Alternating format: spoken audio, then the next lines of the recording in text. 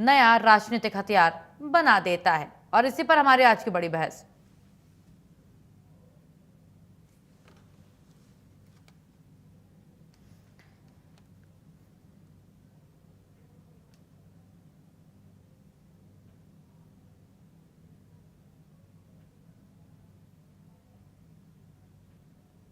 वर्धा के वो काके जनता है सब बन के और रोना धोना बंद करिए, मांगना ढांगना बंद करिए।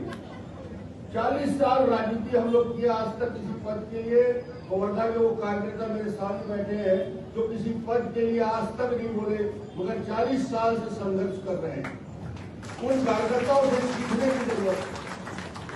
पार्टी जिसको देना है उसका गुणवत्ता के आधार पर हमारा नेतृत्व निर्णय लेता है।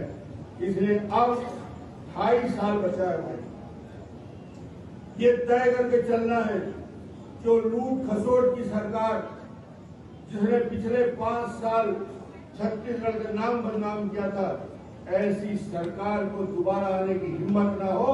और अगले बार अब तैयारी 2.5 साल बचा है, अब बाकी सब भूल को एक ही तैयारी, अगली बार फिर भारतीय जनता पार्टी का कमल खिलेगा। ये कार्यालय में कुछ संकल्प आप लेते हैं, कितने नेतृत्व के सामने जब संकल्प लेते हैं तो सब कुछ भूलना पड़ेगा।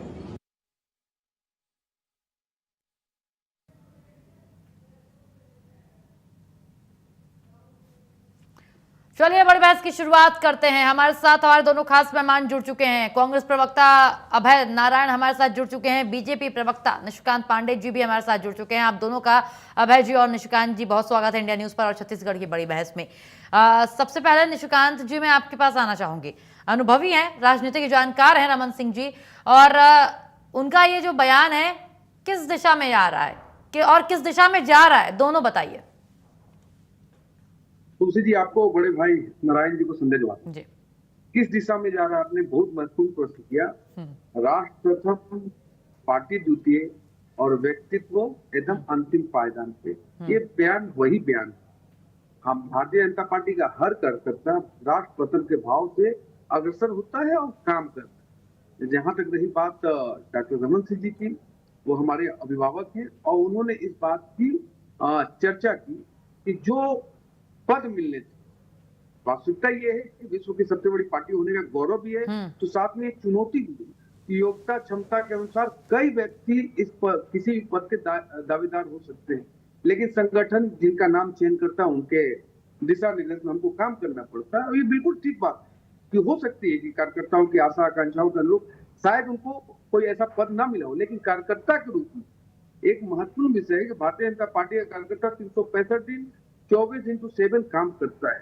आज देखिए हमारे राष्ट्रीय अध्यक्ष को आदरणीय नितिन नवीन जी जिस प्रकार से 2023 के चुनाव में लगातार प्रदेश में प्रयास किया, संघर्ष के समय काम किया, उसका परिणाम देखिए आज एक छोटा सा कार्यकर्ता विधायक के रूप में आज राष्ट्रीय अध्यक्ष के रूप में हमारे पास।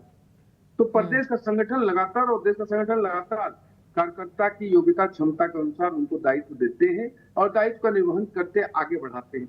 आज मैं भी आपके समक्ष बैठा हूँ, कार्यकर्ताओं को उसी प्रकार से आगे बढ़ाने का प्रयास किया जाता है। डॉक्टर साहब जी ने जो बात कही कि कहीं ऐसी बात ना हो कि कोई विनाश काल के खंड वाली कोई सरकार दोबारा रिपीट हो जाए, हमको कभी भी हमेशा सचेत रहना है और प्रदेश की जनता के साथ समन्वय बैठा के प्रदेश की योजनाओं को, केंद्र की योजनाओं को आखिरी व्यक्ति तक अंत्योदय के भाव से डिलीवर करने का प्रयास करना, उसमें कोई कमी नहीं होनी चाहिए। ये निर्देश और ये आग्रह आदरणीय डॉक्टर रमन सिंह जी ने कवर्धा की कार्यकर्ताओं से किया है। इसमें क्या गलत है? ये तो शुरुआत से हम कहते हैं राष्ट्र प्रथम, पार्टी द्वितीय और व्यक्तित्व एकदम आखिरी पायदान पर। तो ये तो हम तो लेके ही चलते हैं कि बीइंग अ कार्यकर्ता हमको पार्टी को, देश को आगे रखना है। वही बात डॉक्टर साहब जी ने कहा। ठीक है, अभय नारायण जी, तो ये बयान किस तरीके से देखा जा रहा है? क्या इसमें यह भी देखा जा रहा है कांग्रेस, क्या इसमें ये भी एंगल हो गया और कांग्रेस क्या सोच रही है ये भी बहुत छोटे में बताइएगा आप अभय जी। लेकिन एक सवाल ये भी है कि क्या रमन जी ने जो ये बयान दिया है ये इसलिए भी है कि पद सीमित हैं, लोग ज्यादा हैं, लोगों की उम्मीदें ज्यादा हैं, उसको पूरा बीजेपी नहीं कर पा रही है, तो इनडायरेक्टली एक मजबूत नेता के जरिए ये बात पहुंचा दी गई है कि जो अगर किसी की उम्मीदें थी तो उसको आप थोड़ा शांत रखिए और चुनावी मोड में आ जाइए। यानी कि जिसकी जो नाराजगी थी उसको हाईकमान ने इनडायरेक्टली एक स्वर में भंडारा करवा करके शांत करा दिया कि भैया शांत हो जाओ, चुनावी मोड में आ जाओ, चुनाव आने वाला है। और रमन सिंह जी जो एक चेहरा है और काफ़ी मजबूती के साथ बीजेपी में स्वीकार्यता भी है उनकी, छत्तीसगढ़ बीजेपी में भी, तो कहीं इस वजह से तो ऐसा नहीं किया गया है। क्या वजह आपके हिसाब से अभय जी? मैडम जी आपको भी नमस्कार, जी। आदरणीय निशिकांत जी को भी नमस्कार। मैं थोड़ा सा पीछे ले जाना चाहूंगा इस बयान के। जब 18 के पहले जब तीसरा कार्यकाल था माननीय रमन सिंह जी का, तो रायगढ़ में कार्यकर्ताओं के बीच रमन सिंह जी ने कहा था, मुख्यमंत्री के रूप में, आज विधानसभा अध्यक्ष के रूप में बोल रहे थे, कि अगर कार्यकर्ता भारतीय जनता पार्टी के कमीशन लेना बंद कर दें, कमीशन के लिए सोचना बंद कर दें, तो चौथी बार भी हम सरकार में आ सकते हैं। और परिणाम आपने देखा था कि रमन सिंह ने किस तरह आगाह किया था, और परिणाम ये हुआ कि 14 सीट में भारतीय जनता पार्टी सिमट गई थी और कांग्रेस का शासन आया। वही रमन सिंह जी विधानसभा के अध्यक्ष हैं, विधानसभा को देख रहे हैं किस तरह भारतीय जनता पार्टी के विधायक मंत्रियों को सवाल लगा के घेरते हैं। विधानसभा में देख रहे हैं कि मंत्री अपने अपने विभाग का जवाब नहीं दे पाते हैं, रमन सिंह जी संभालते हैं। वही रमन सिंह जी जो शालीन टोन में कम बोलने के लिए जाने जाते हैं, उनको बेमितरा में मुख्यमंत्री की उपस्थिति में कहना पड़ा कि मुख्यमंत्री का स्वागत पीछे से नहीं किया जाता। इतने छोटे कमरे में इतने बड़े कार्यक्रम का आयोजन किसने किया? और मैंने 4 घंटे पहले कहा था अधिकारियों को कि जगह बदल दो, फिर भी लोगों ने जगह नहीं बदली। और वही रमन सिंह जी अभी कल ही बोले थे, राजनांदगांव में एक रेलवे के पुल में दरार आया, उसको लेकर उन्होंने जो बयान दिया वो भी चर्चा होनी चाहिए। और आज ये बयान पे हम चर्चा कर रहे हैं कि जब उन्होंने कहा कि अब कुछ नहीं बचा, सब कुछ बट गया, इसका मतलब कि कार्यकर्ताओं में संतोष है। निशिकांत जी की बात तो मैं सहमत हूँ कि जितनी बड़ी पार्टी होगी उतने ज्यादा कार्यकर्ता पदाधिकारी होंगे, लेकिन पद तो सीमित है। मंत्री 13 बनने हैं तो 13 ही बनेंगे, 14 बना दिया आपने, इसका मामला कोर्ट में है। निगम मंडल के जितने निगम मंडल होंगे उतने ही आप अध्यक्ष बनाएंगे, एल्डरमैन जहां बनाना है उतने ही आप एल्डरमैन बनाएंगे, लेकिन कार्यकर्ताओं की अपेक्षा ज्यादा रहती है, ये स्वाभाविक है। लेकिन रमन सिंह जी के इस बयान से लगता है कि सरकार में और भाजपा के अंदर खाने कुछ अच्छा नहीं चल रहा है। ये इस बयान को न लिया जाए कि वो किसको शांत करना चाहते हैं, वो किसकी आवाज बन रहे हैं, किसको समझा रहे हैं कि जिसको मिलना था मिल गया, अब कुछ बचा नहीं है। मतलब जिनको मिलना चाहिए था उनको नहीं मिला, जिसको नहीं मिलना चाहिए था उसको मिल गया, बाकी लोग शांत रहो और फिर सरकार बनाने में लग जाओ, क्योंकि आप कार्यकर्ता हो, आपका काम सरकार बनाना है, आपका काम दरी उठाना है। मलाई खाने के लिए तो हम दूसरी पार्टी से भी ले आएंगे, दूसरी पार्टी के लोग आगे मलाई खा भारतीय जनता पार्टी में खा रहे हैं। तो ये बयान बहुत कुछ संकेत देता है। अभी भी भारतीय जनता पार्टी निगम मंडलों की नियुक्तियां पूरी नहीं कर पाई है, अभी भी एल्डरमैन नियुक्त करने में चुनाव के बाद 1 साल लग गए, उसमें भी बिलासपुर वगैरह की सूची बाद में आई, क्योंकि हर जगह टकराव था, हर जगह मंत्रियों के अपने अपने रिश्ते, हर जगह विधायकों की अपनी अपनी सूची थी। वही हाल संगठन का है। निशिकांत जी ने बहुत अच्छा उदाहरण दिया नितिन नवीन का। तो छत्तीसगढ़ का कार्यकर्ता नितिन नवीन कब बनेगा? कितनी बार सरकार, चौथी बार तो सरकार बनाया है भारतीय जनता पार्टी की, लेकिन वो नितिन नवीन नहीं बन पा रहे हैं। तब तो रमन सिंह जी को ये कहना पड़ रहा है कि वही वही आपस में रेवड़ी पड़ रही है। तो ये जो है अंदर खाने में जो चल रहा है उसका संकेत है। और रमन सिंह जी अगर कुछ बोलते हैं तो उसका अर्थ निकाला जाना चाहिए, उस पर भारतीय जनता पार्टी को चिंतन करना चाहिए, भारतीय जनता पार्टी को सोचना चाहिए। और हम तो विपक्ष के रूप में लगातार कह रहे हैं कि रिमोट कंट्रोल की सरकार है, किसकी कहाँ चल रही है। पेंड्रा जिले में 2 महीने में कलेक्टर बदल दिए गए, सिर्फ इसलिए कि उन्होंने एक अस्पताल पे कार्रवाई कर दी थी और स्वास्थ्य मंत्री नहीं चाहते थे। रमन सिंह यही तब कहना चाहते हैं कि जिसको बंटना है बंट गया। वहां पे तो स्वास्थ्य मंत्री ने अस्पताल बांट दिया था, कलेक्टर ने कार्रवाई कर दी तो उसको जाना पड़ा। वहां के कार्यकर्ता निराश है कि ये क्या हो रहा है, कार्रवाई अच्छी हुई थी लेकिन कलेक्टर पे कार्रवाई हो गई। तो बहुत सी बातें हैं, अगर इनका हम समीकरण जोड़ेंगे, कड़ी से कड़ी जोड़ेंगे तो लंबी बात जाएगी। भारतीय जनता पार्टी के नेता हैं, सर्वोच्च नेता हैं, उन्होंने कोई बात पार्टी को लेकर कही है, कार्यकर्ताओं को लेकर कही है, तो चिंतन करने का काम भी पार्टी का है। हम तो विपक्ष के रूप में यही कहेंगे कि अभी भी 2.5 साल बचा है, कुछ विकास के काम हो जाए, कुछ छत्तीसगढ़ की बात हो जाए, कुछ महंगाई, बिजली बिल, किसानों की समस्या हल हो जाए, शिक्षा का नया सत्र चालू हुआ है, हाँ निशिकांत जी आती हूँ। शिक्षक पहुंच जाए, शिक्षकों की भर्तियां हो जाए। रमन सिंह जी ये सब न कह के, रमन सिंह ने दूसरी भाषा में कहा, उद्देश्य यही है। ठीक है निशिकांत जी, देखिए जिस तरीके से सवाल उठाया है अभी आप पर और पार्टी पर अभय जी ने, उसका जवाब भी दीजिएगा। लेकिन निशिकांत जी ये बात जरूरी थी।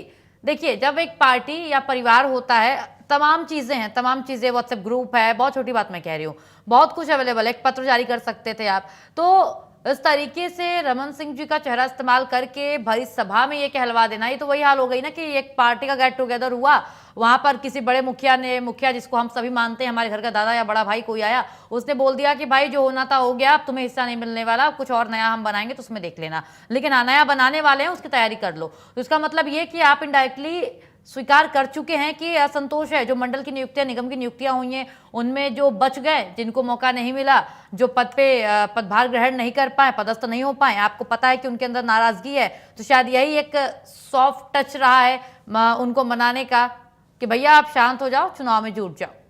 और आपको पता है कि बीजेपी के लोग ऐसे होते हैं, एक्सेप्टेंस उनके अंदर ज्यादा होती है। निशिकांत जी। तुलसी जी, भारतीय जनता पार्टी एक अनुशासित पार्टी के रूप में जानी क्यों जाती है?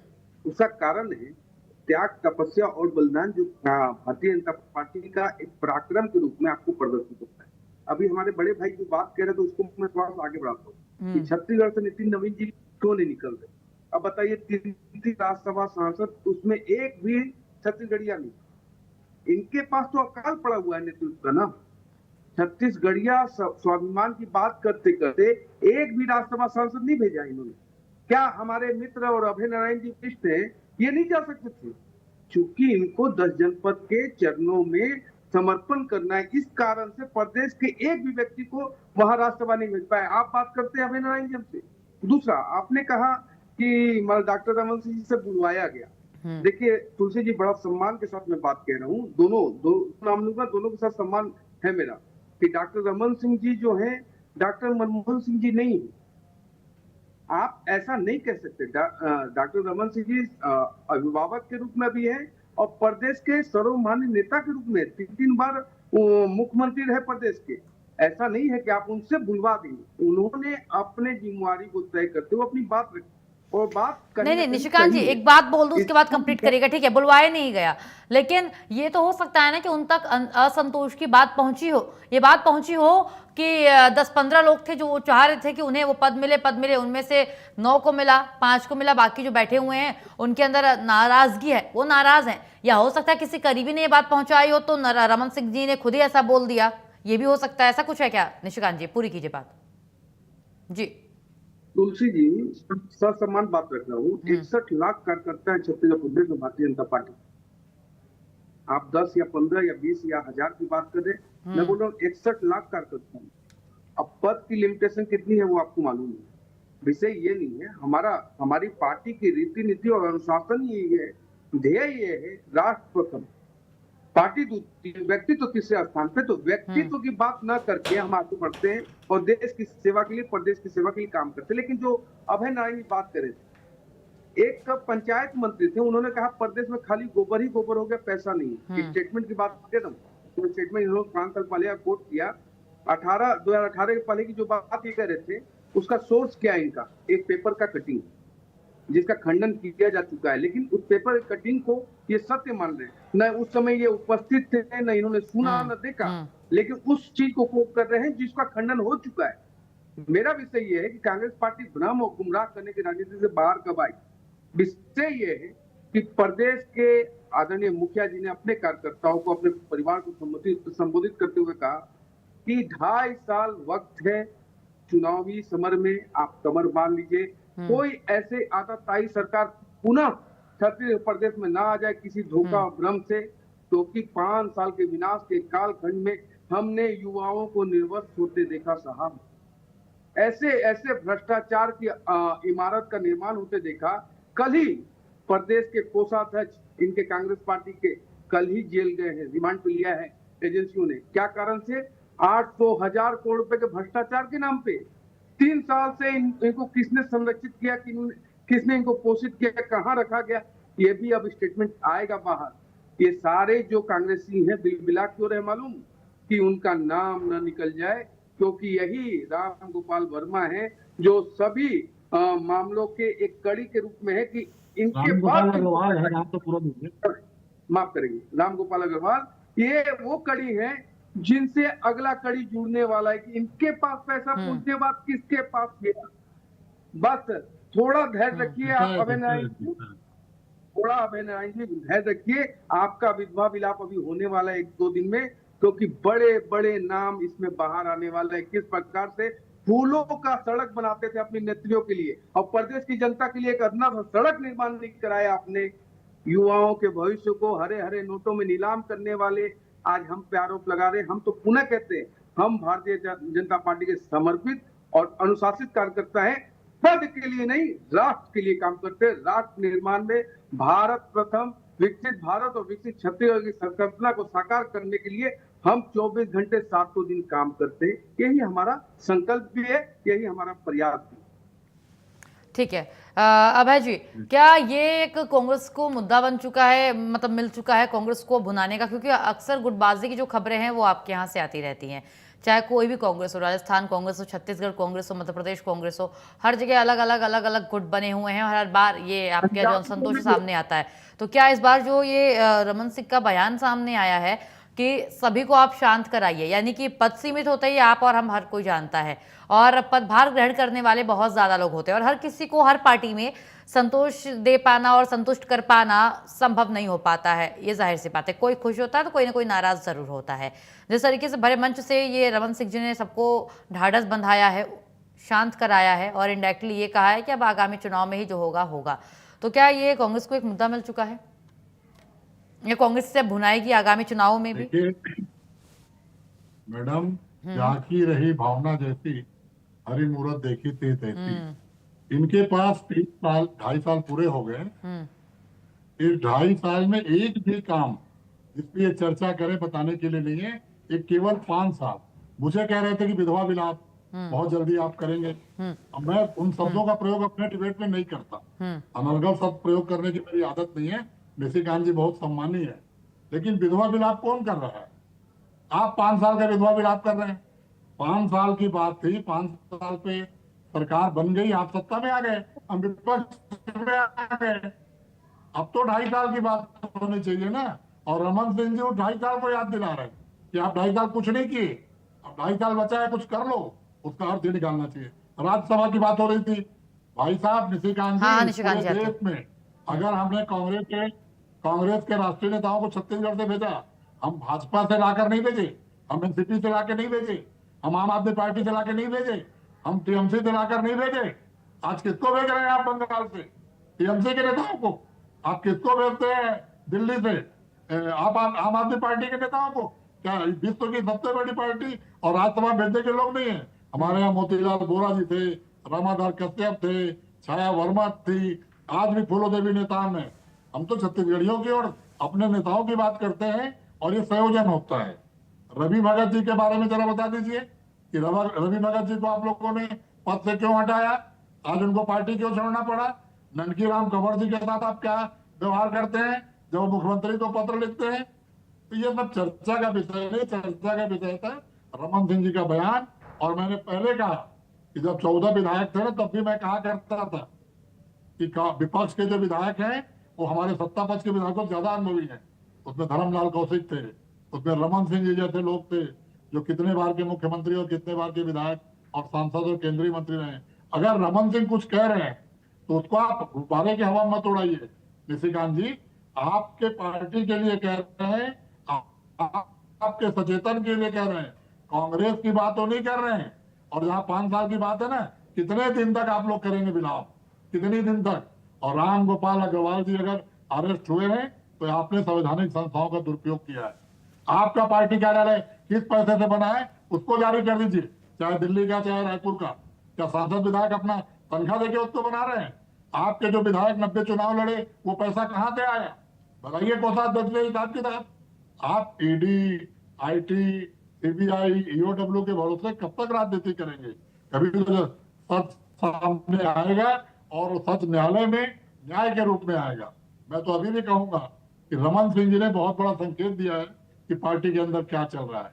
कभी मुख्यमंत्री बदलने की बात होती है, रात को 12 बजे कैबिनेट की बैठक पूरा मीडिया हाउस सीएम हाउस के सामने होता है, फिर दिल्ली से फोन आता है। ठीक है, समय बिल्कुल बचा नहीं है, समाप्ति की ओर हम हैं और हम निशिकांत जी को मैं समय दे दूं, जवाब ले लूं मैं उनका। बिल्कुल, देखिए आपने जिस तरीके से सवाल उठाया है, फैक्ट के साथ उठाया है, उसका जवाब भी ले लेते हैं। जवाब, समय बिल्कुल कम है। निशिकांत जी बोलिए, बोलिए निशिकांत जी, शॉर्ट में समाप्त करिएगा, समय नहीं है जी। मुख्यमंत्री के बदलने के बाद 2.5 साल का फॉर्मूला पूरे देश ने देखा किस प्रकार से 65 विधायक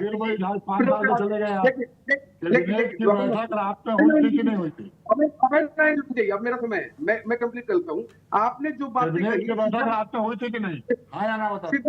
सिद्धारमैया आपकी पार्टी से थे जिनको मुख्यमंत्री बनाए थे आप? सिद्धारमैया झूठ बोलते हो आप? जवाब दे लीजिए, जवाब पूरा कर लीजिए निशिकांत जी, समय नहीं है, फिर मैं खत्म कर दूंगी डिबेट, समय नहीं है क्योंकि। जी बताइए जी। 3 घोड़े का बात करते हैं, राहुल गांधी लंगड़ा घोड़ा, बारात का घोड़ा और ऐसे रेस का घोड़ा। तो आप लोग घोड़ा है क्या? आप तो राहुल गांधी की बात करो ना, राहुल गांधी की बात नहीं कर रहा। ये चलेगा क्या? आपको लंगड़ा घोड़ा बोला जा रहा है। अभय राहुल जी की बात आप करेंगे, उसके बिना डिबेट पूरा नहीं होता आप लोग का। बीमार घोड़े हैं, बिल्कुल काम के नहीं है ये घोड़े। तो आप क्या करते हैं? यही स्टेटमेंट को घोड़े क्या कर रहे हैं? यही तो पूछ रहा हूँ। जो 13 घोड़े हैं, श्यामलाल जी ने कलेक्टर बदल दिया है अस्पताल के लिए। कौन सा घोड़ा है? देखिए समय कम है, आपने अपना जवाब पूरा नहीं किया, लेकिन समय मेरे को इतनी ही इजाजत देता है। अब मैं इसको यही समाप्त करती हूँ बड़ी बहस को। निशिकांत जी आपका, अभय जी आपका समय देने के लिए बेहद शुक्रिया, बड़ी बहस में अपना समय देने के लिए बेहद शुक्रिया। देखिए जिस तरीके से दर्शकों चर्चा हुई रमन सिंह के बयान की, इसको कई मायनों में देखा जा रहा है। एक तो इसका पॉजिटिव साइड में देखा जा रहा है कि नहीं समझाया है एक बड़े होने के नाते, वहीं दूसरा ये भी देखा